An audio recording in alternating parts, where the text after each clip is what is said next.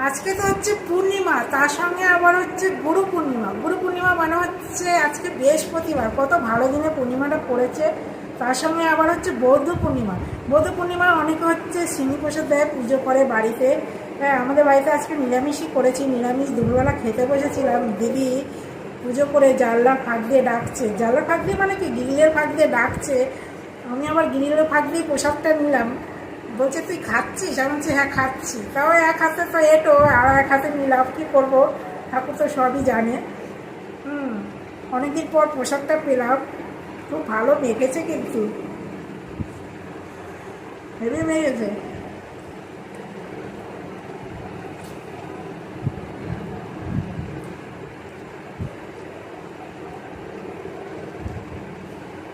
চিনিটা খুব ভালো মেখেছে।